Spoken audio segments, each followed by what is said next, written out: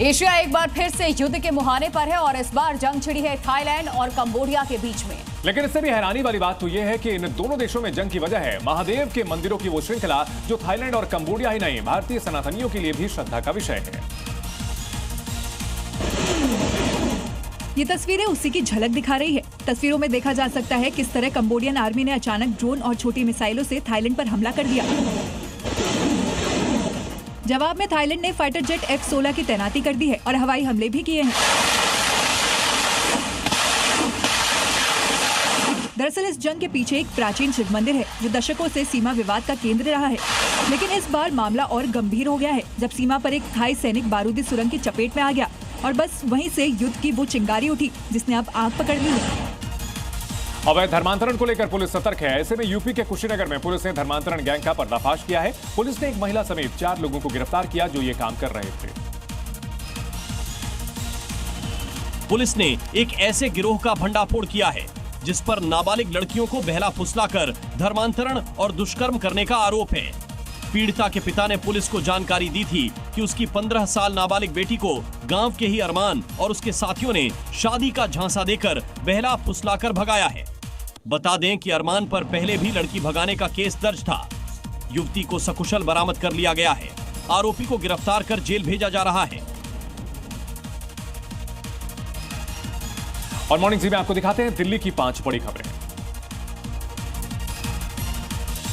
दिल्ली के मुख्यमंत्री रेखा गुप्ता गुरु गोविंद सिंह यूनिवर्सिटी में शिरकत करेंगी। यहां एक राष्ट्र एक चुनाव पर वकालत के छात्रों संग चर्चा करेंगी। ये कार्यक्रम शाम 4 बजे ईस्ट कैंपस में होगा और इसके बाद सीएम सीधे तीज महोत्सव कार्यक्रम में शामिल होने के लिए पीतमपुरा जाएंगी, जहां शाम 5:30 बजे तीज महोत्सव कार्यक्रम का उद्घाटन करेंगी।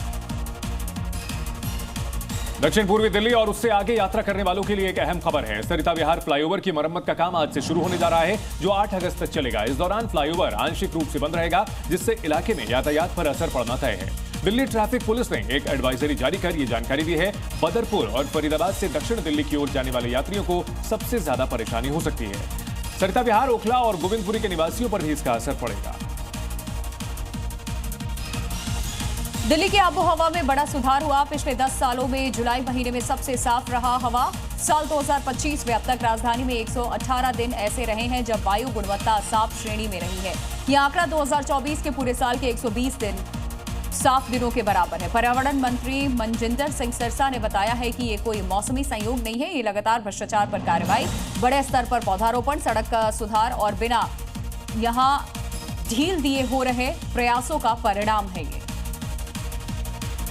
दिल्ली के सरिता विहार में मौजूद संत गिरी स्कूल के बाहर स्कूल में पढ़ने वाले बच्चों के पेरेंट्स ने शांतिपूर्ण प्रदर्शन किया। उनका कहना था कि नर्सरी से 10वीं तक पढ़े बच्चों को स्कूल प्रशासन ने 11वीं में एडमिशन देने से इनकार कर दिया और बाहरी बच्चों को दाखिला दिया जा रहा है। इसके पीछे स्कूल ने बच्चों के कम मार्क्स का हवाला दिया है। पेरेंट्स का कहना है कि अगर उनके बच्चों के नंबर कम है तो साइंस के अलावा आर्ट्स या कॉमर्स में एडमिशन दिया जा सकता है। उन्होंने दिल्ली सरकार से एडमिशन से मना करने वाले स्कूल पर कार्रवाई करने की मांग की है।